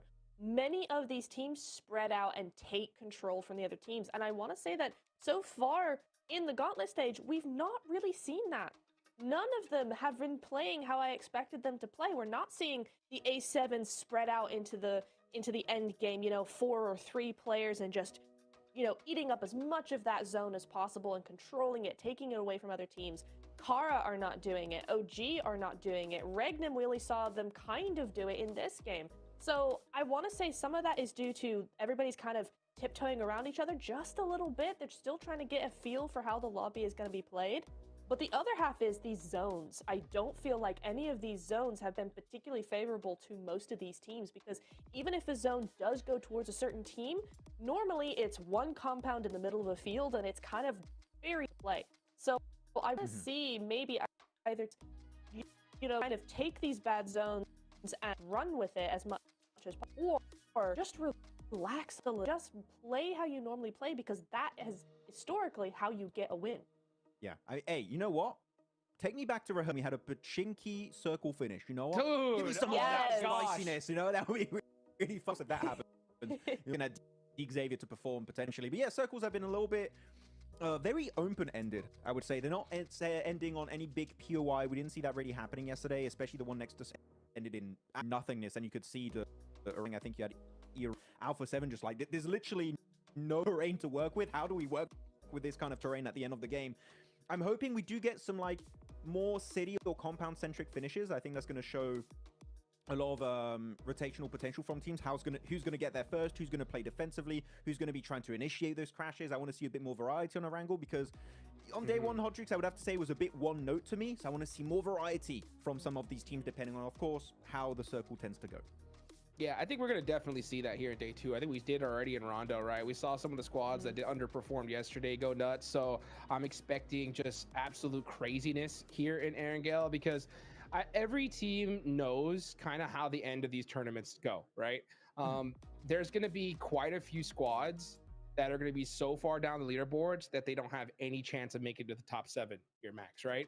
So when that happens, typically the last few matches are not typical of what the whole tournament was like, right? The teams that know that they're not going to make it are playing super loose. Maybe they go crazy, start pushing everybody, or they're just like, hey, you know what? See you guys in the group stage. We'll make something happen from there, right? So I think considering that, Max, teams more than ever just realize how important it is to put points up here and now rather than waiting to the end of the game, right? Yeah, no, exactly. It's going to be changed up quite significantly into this. But I want to go a little bit deeper on what you said about the later stages of the Gauntlet change significantly, Hodgix, because I think it brings up a very interesting scenario where, because you need to be in top 7, right? It's very forgiving if you're in, let's say, top 3 in last 2-3 games of tomorrow. Like if you're looking at Thunder Talk, Mad Balls, R8, maybe Orangutan. Are we going to see a situation, because you would be so comfortable, that you can kind of ruin the opportunity for teams down below? Yes, I am talking about potential hot drops, just as a theory. Here, Nitro, just to have a conversation. Orangutan, if they're very comfortable in top 7 heading into tomorrow's last few games, and Alpha Gaming are still struggling, do you get rid of them to clear up that position for the grand finals? Technically, that wouldn't be a bad shout. I don't think so. I don't think so, right? I mean, that's the thing. She's so silent. She fully agrees with my point. Thank you. Yeah, it's a hard one for me because I don't normally love that tactic. For a couple of different reasons. I don't feel like it really does all that much, because if a team is, yes, if it's like, you know, a few points away, whatever, but I don't always love it. But then we're always talking about teams that are further below trying to ruin, you know, some potential chances for teams a few places ahead of them, where here I think in this instance you're talking the other way around, right? It could work. It could, you know, just try and solidify their dominance in certain situations, right? It's like, you know, we're gonna hot drop you in Chumacera again because you're not doing well, and we want to make sure that going into the finals you're not gonna drop here again. That could be something that might be worth the effort, because otherwise I just don't really see the point. Yeah, I'm mainly talking for the fact of clearing up a drop location for the finals. Yeah. I think there's definitely a long-term incentive to do it. For example, you can also, I brought up OG and APG because it's the funny meme one to bring up right now, right? But otherwise, GS Team, I think a lot of teams want to try and get rid of them, such as maybe APG if they're able to climb up the rankings a bit. Alpha 7, Wolves want to try and get rid of them. Maybe even GK because of their Rondo drop location. Again, that's dependent on what the leaderboards look like entering into tomorrow's 6 matches. So yeah, definitely, you got to keep in mind that if you're not comfortable going into day 3, you could be in a little bit of trouble, because if you are sharing a drop location, chances are that team does not want to share it going into the finals, where again, you're fighting for the lion's share of $3 million prize pool. So I would backstab some people for that. Hell yeah. Maybe not you guys. That's a lot of money. You guys. You're safe. Yeah. You know, a lot of money on the line here. And you know what's typical? You know, I honestly, this is one of my biggest pet peeves about competitive PUBG Mobile, right? Is we don't normally see squads like do these crazy drops towards the end, right? Which is what I would do, because I'm like, hey, why not, right? We got such a huge lead. We could do whatever the heck we want. But for some reason, they continue to play the kind of like the same game they've been playing, right? But one thing that I think really makes a big difference, Neptura, is if you want to take out a squad, you could just say, let's go ahead, and if we get into a fight with them early on, hey, we could just make sure they go out. We could take them out no matter what here towards the end. So I think those mid-game fights, things can get a lot spicier, Neptura.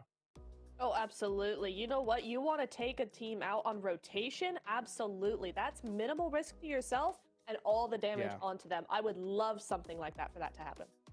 Well, let's see what's going to happen here in match number 2. First air gale of the day. Let's take it on over to John and Blake for match number 2.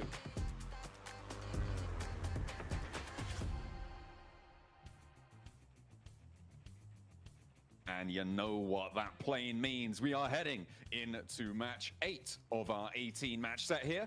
And day 2 will continue to unfold. We put the recall beacons to rest. Don't worry, if you're not a fan, you're not going to be seeing them here on Erangel. We are going to be back to basics here. So APG, you can't be losing all your players right at the start of the match. That's a free bit of advice. I won't bill you for it. Very well done. It's good advice as well. Necessary advice on a map with no recalls.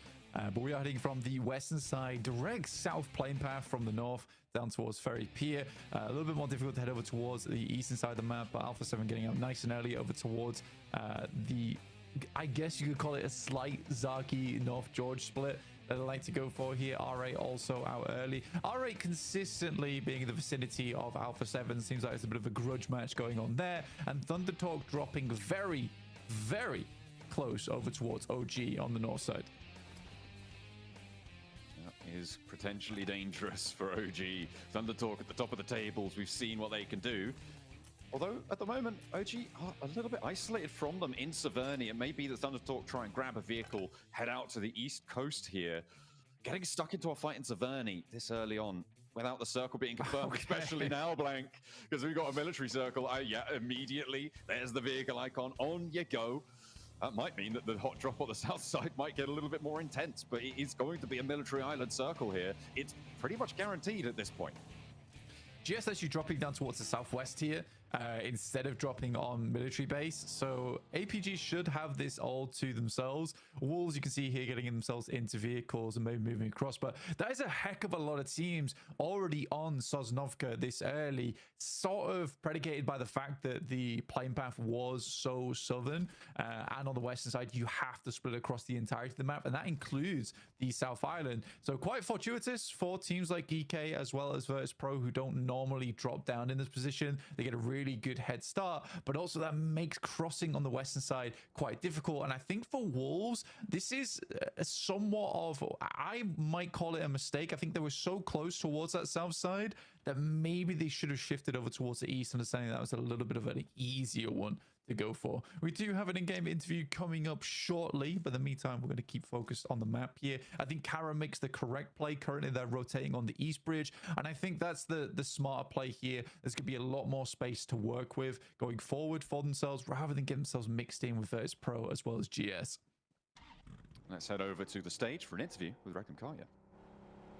Welcome back to a quick report with the 7WG. This time I'm joined by the PMGO winner, Silas from Regnum Karya. Silas, yesterday's performance was very lackluster. What was the main thing that you guys changed from yesterday to today? Valla bugünkü performans pek iyi değildi. Dünden bugüne ne değiştirdiniz? Aslında gün yeni başladı. Neyin değiştiğini gün ilerledikçe göreceğiz.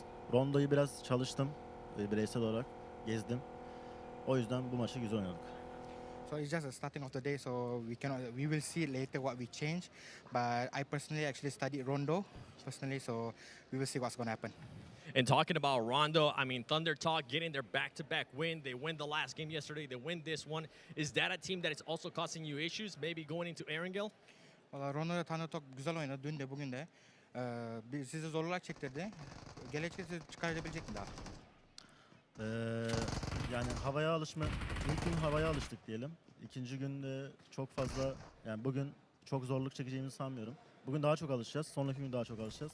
Finale çıkarsak da tam bir şekilde hakkını vereceğiz. Yesterday it took us to get used to the Rondo, but right now we will practice more onto it and make it better. And if we can make it to final, we will redeem it. All right, well, I'm hoping the performance here in Erangel coming up is going to be good. Back to you guys.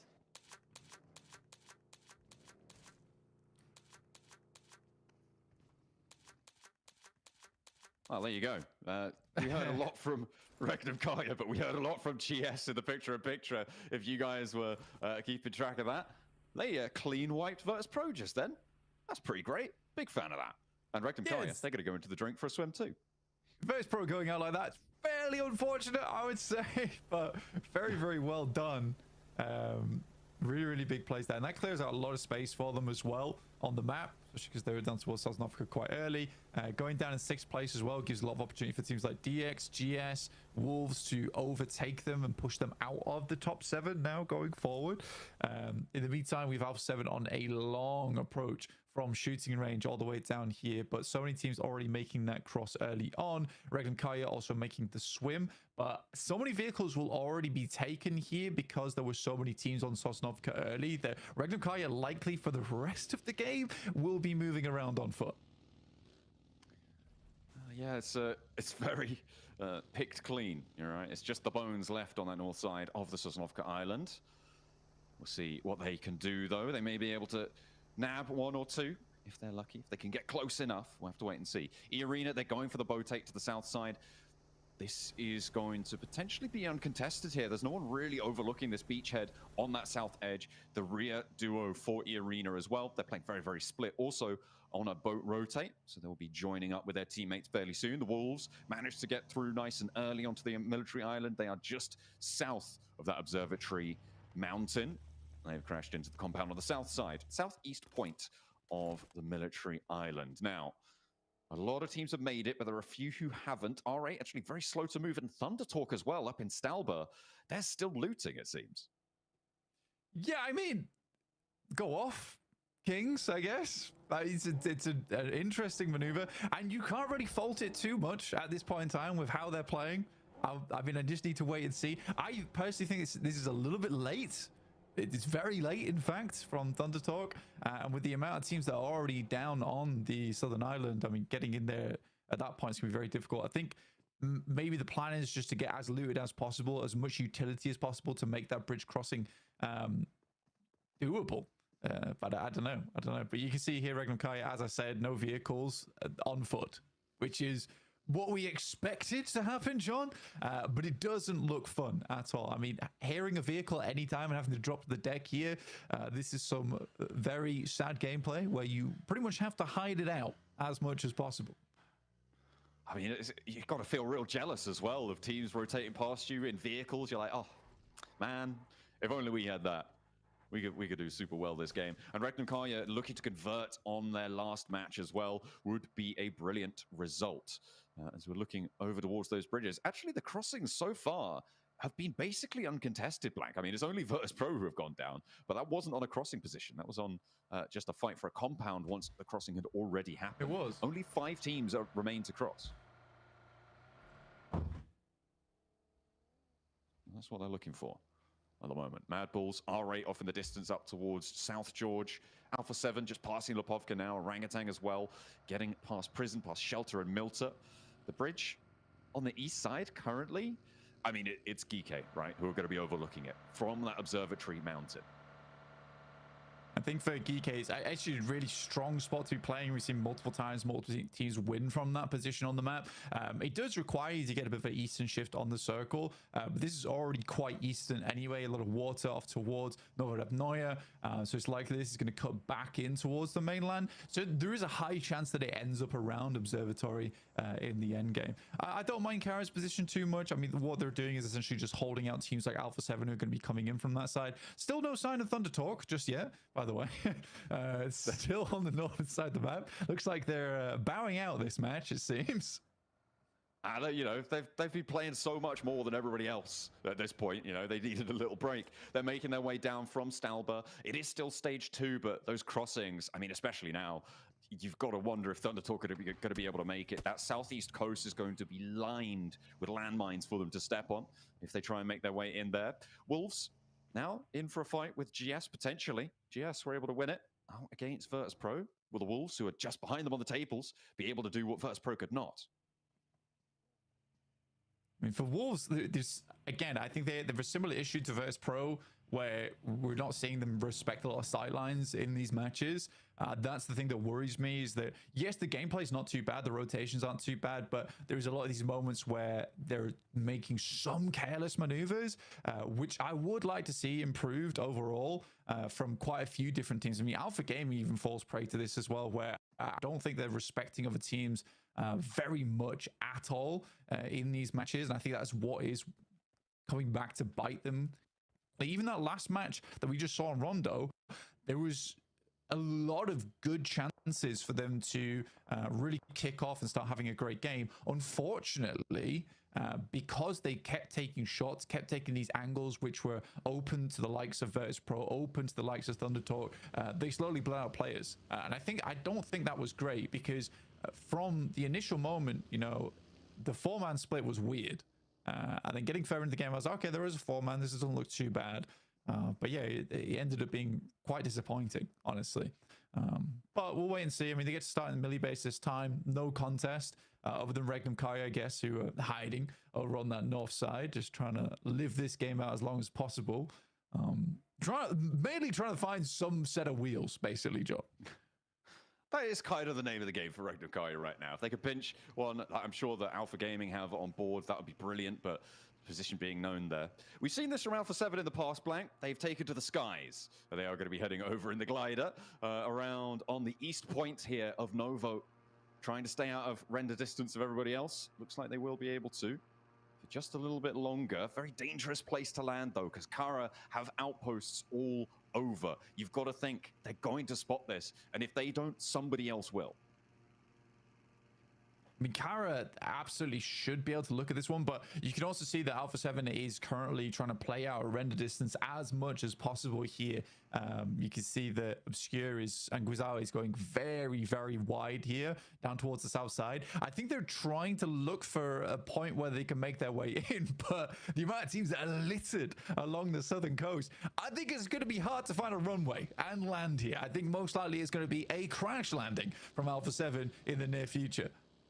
I mean, you just don't expect the north side of Novo to be open, right? Like, it should be landing there if you have a map feed up like we do, but that's really difficult to call. The swim as well for Revo and Carrillo, that might draw the attention of Kara. It could prompt a little relocation, but Alpha 7, I mean, I'm seeing them approach on the south side in that glider.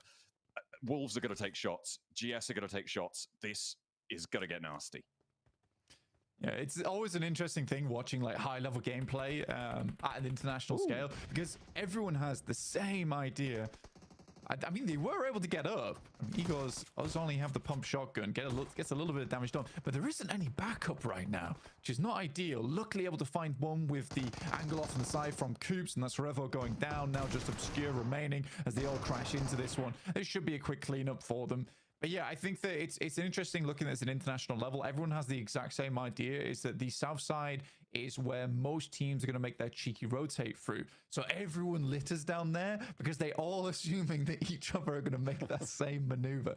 The only team that actually falls prey to it is Alpha 7, but alas, they were coming in from a long, long way away. Again, no sign of Thunder Talk just yet. They're still traveling like Frodo Baggins right now on their way to Sosnovka. There and back again. Goodness me.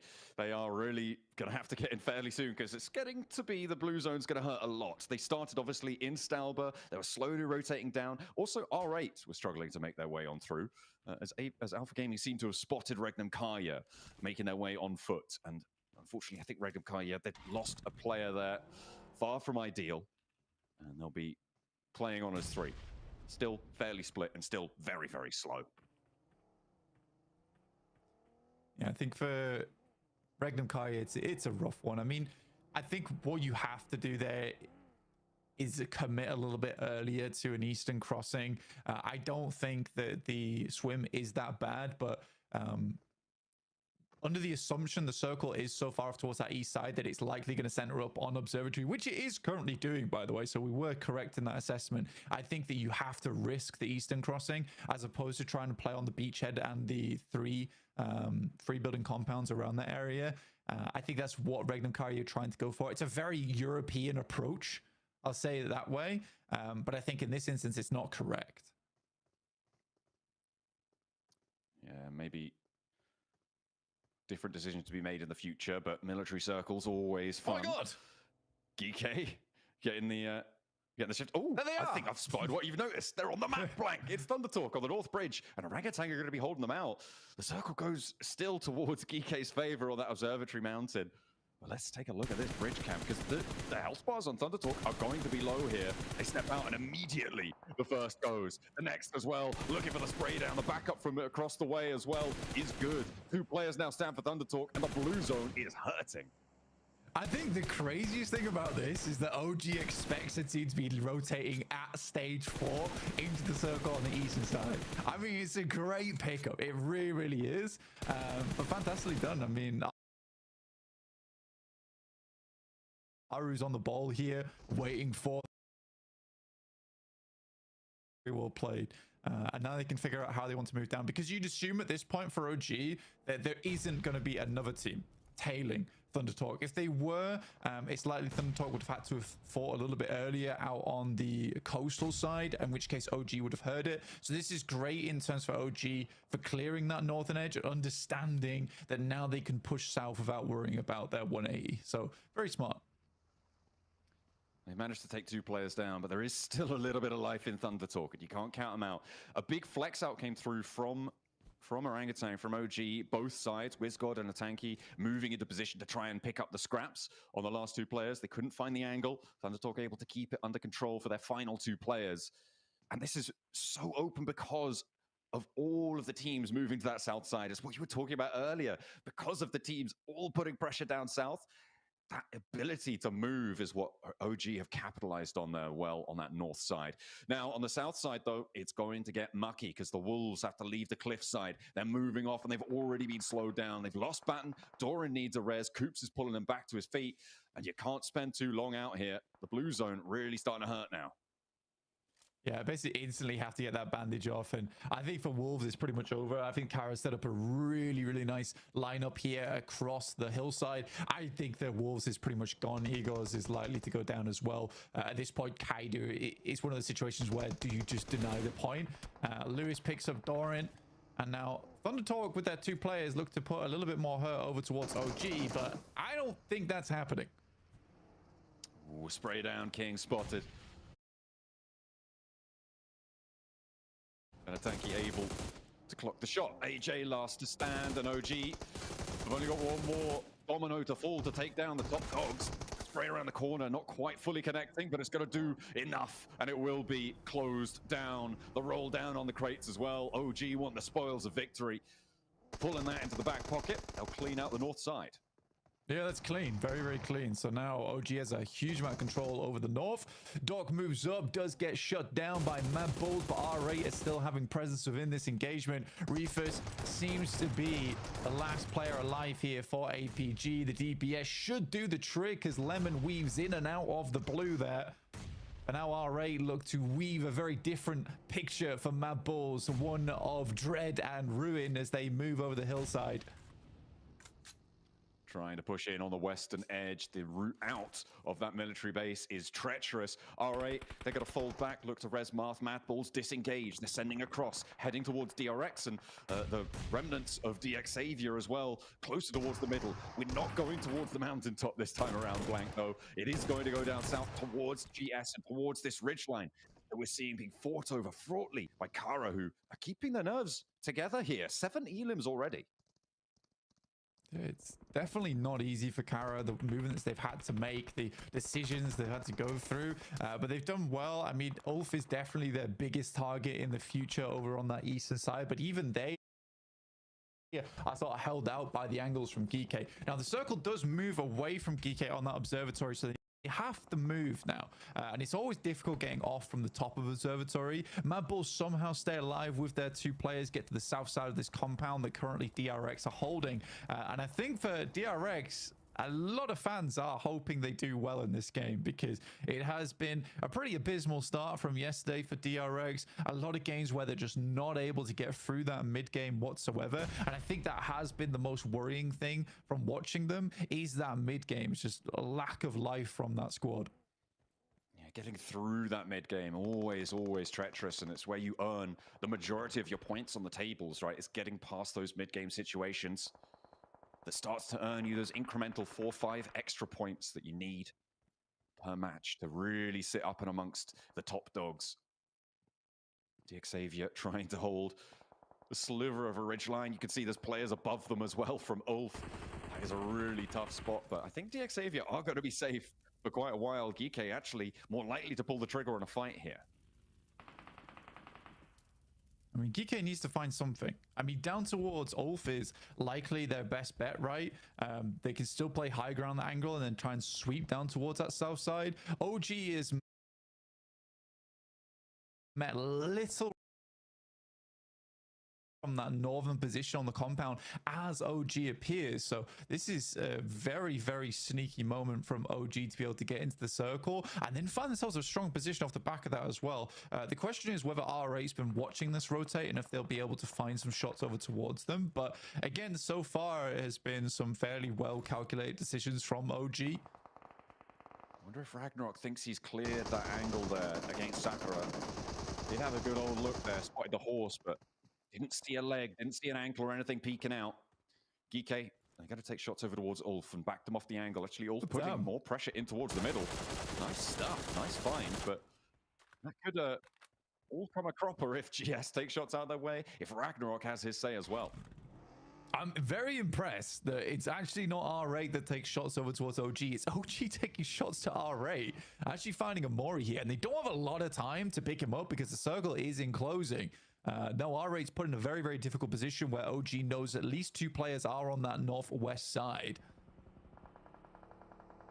Rotate out. Wiz got it. Oh, I thought he was sending it there. I think he was breaking out. 2 of them trying to flex through. R8 looking for that regroup, and they find it. They manage to pull themselves back up, grab in the vehicle, not go for the res out wide. Instead, use that little defilade that they've now been able to claim. Prestige backing out as well. Back up to that high ground. Wants the long range oversight, but will have to move back in with this circle shift. Ulf as well, putting pressure in. A potential scout towards GS. Ketch will get that info back to his team. And for Regnum Kari, you've been able to get quite far into this match. I mean, only have 1 player left remaining, and that's Wild, but Wild is typically the lone survivor for the squad. OG really taking good use of this hovercraft. No one's really looked at them, so they're having this hovercraft far into the late game. It's really quite a big deal. Nade's starting to pour out over the top now. A little bit of damage surely should be done, but the nades just bounce a little bit too far. Nade swings back down to the top side, dribbles down just a little bit. Another one goes through. More damage on towards OG now. 1 player fairly low in Aru.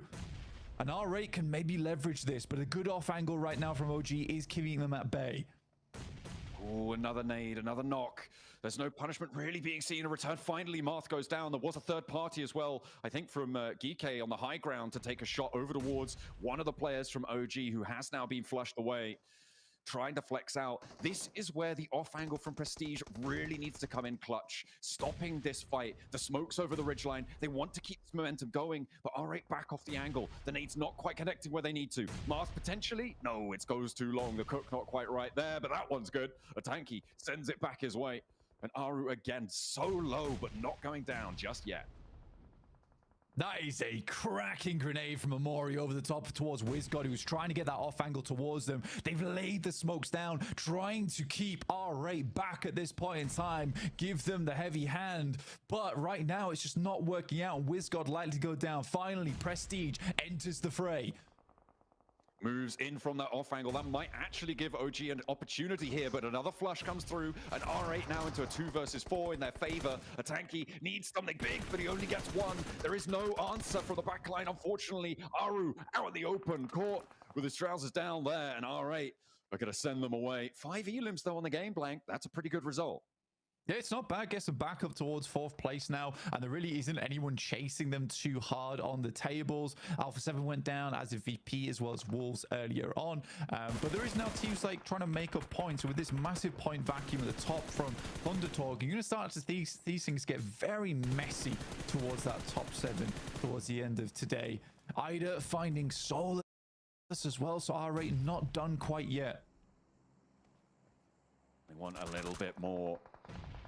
Up on the 70-point tallies, we're talking a lot about Thundertalk's security in towards those finals, but over those 70-point margins, that's also looking pretty safe, Blank, all things considered. They've done a lot of work. And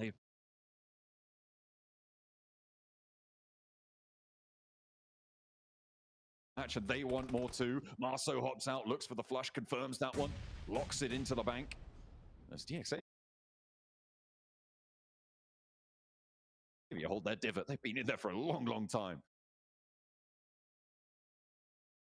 And actually, Geeke going down. Okay, the descent from the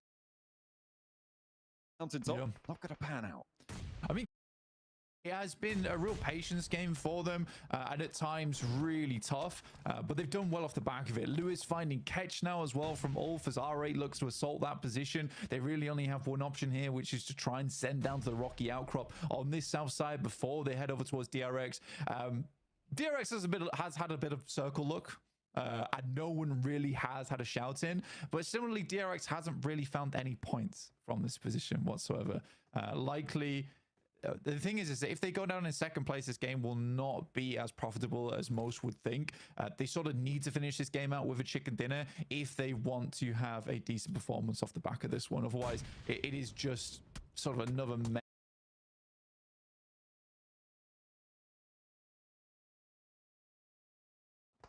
I mean, he's got 3 more nades, but finally someone takes a look out his way.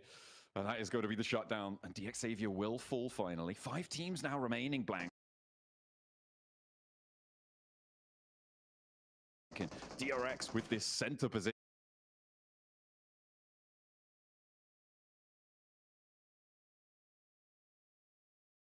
Along the way. I mean, Kara being at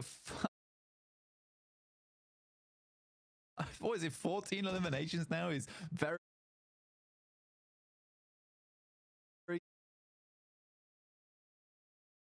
engagement. But I do think for R8 it might be a little bit tricky going forward. Depends how much, which is going to give them a little bit of safety going forward, and especially in these final moments. Again, because OG held on to it for so long, it didn't take any shots. Now it's super useful for this late game as a bit of maneuverable cover. That's a long nade. Feels like the bounce is not too bad, but GS does go down to the circle itself. Aaron gets shut down by Marth, who has just been on a tear all day today. A huge elim count being racked up still. Oh my, they want still more going for Kara, and it's going to be Marth actually starting to take those shots out the way. See if he can take them down, but R8 lost a player crucially. Amori got flushed out on that situation, could not make it any further. I'm surprised there's still nades in the pockets for R8, but they've got at least one more here. They want to try and find the opening to Kara. DRX, they've got everything on side right now. It is a question of who's getting second place in my mind. It's going to be very, very difficult to take DRX out of this one. Yeah, I mean, for DRX, this is a freebie game, right? They haven't really done much whatsoever. This is one of those games that just gets gifted to you now and again. I think that, again, praise should be going through to teams like R8, teams like Kara, who have manipulated the circle very, very well for themselves. Maybe even I'd go ahead and say OG on that north side. I think that there's like those 3 positions of Kara down on the east, R8 coming through the west, and OG on the north. But for DRX, yeah, there's not much to be said about that squad. I'm surprised that they haven't moved anyone up to the wall yet, or moved out a little bit. They're kind of allowing ground here a little bit. Maybe timid, cowards. No, definitely not. That's a bit too much. But I mean, it should be theirs under control. They know that these 2 teams outside can't really move up unscathed, but Kara are going to give it a go. They're going to have a crack at it. Poser up first, and they slink out wide as well. With I mean, what is Lewis that? moving on in. There's a knock over to Hyunbin. I mean, yeah, that definitely shouldn't be happening here. DRX are going to have to go for that res, and that might allow Kara even more leeway. See what CEO's getting up to the wall now. Things are starting to get a little bit dicey as R8 have the pressure of the blue zone pushing up towards them. This is the final zone blank, and it will close dead center on this one. It does go inside the wall, which means that Kara will have to cross that boundary if they want to win this one out. Yeah, I think that they hope during that knock, I mean, 2 angles is all that DRX has there because one's taken up on the res, that they could finish out this fight as quickly as possible. The blues being a big issue, CEO able to hit a nasty nade again. I think this is a massive game for Kara going forward. Another nade goes slightly far, bobbles just a little bit too much. That's a wild nade coming through, goes straight out to the outer edge of the zone, but smokes is all that's in the way between Kara and R8 in this moment. And finally, DRX starts to make a move. Kaisei flexes out to the wall there. The angle spotted though, and a nade immediately put towards his feet, and he has to dance out the way. DRX starting to get low on nades. They've only got 7 left. R8 are up to the wall as well. They've allowed the entrance to move on in. R8 will go down, but it's Kara to do the dirty, and they will find 2 more eliminations on their tally. A big nade from CEO. Will there be an answer from DRX? They're allowing this to go through, and the smokes there covering so much of their sightline. I mean, the big difference right now is Kara is incredibly hot coming into this engagement, whereas DRX feeling very cold off this game. They've not done too much. It's the 4v3 and the 19 elims on this game for Kara. The Crows are flying strong here, but they take initial knock. They're trying to get the damage done. Hyunbin alive for the time being. The bullet scraping his backpack. Not quite able to finish the job though. They swap over to the next vehicle and it leaves Poser as a solo. DRX finally able to keep themselves standing. Hyunbin gets the res. One knock is all they'll find, and Kara denied the 20-point Ilium game. They will go down in second place. DRX able to hold their nerve right at the end. Every single buckle blown off the back of that backpack in those final moments for Hyunbin. But the fact that he stays alive actually is the thing that gives him the chance, because so much time was wasted there for Kara versus Hyunbin. I think if they get that knock, there's a potential for a 3v4. I think Kara is really feeling that game, but still 19 points. That's a 25-point game coming through from Kara. Incredible scenes here at the Gauntlet. A massive jump up for Kara. That has got to feel real good to be able to leapfrog all the way up the tables as they have just done. We've been waiting for it. We've seen some stuff from them previously in their regional positions, but up until now, sort of a little bit lacking. They did have a third place towards the end of yesterday, but it is good to see them finding a little bit more power into these situations. Absolutely. And I think for Kara, again, they played it well. They have strong players on side. They're not the most well-known players in the world from their particular region, but they have all played for multiple years and are all veterans of the game, which is very good to see. But again, I think for DRX, it is just a little bit lackluster win. In the meantime, we'll see what the desk had to say about that match.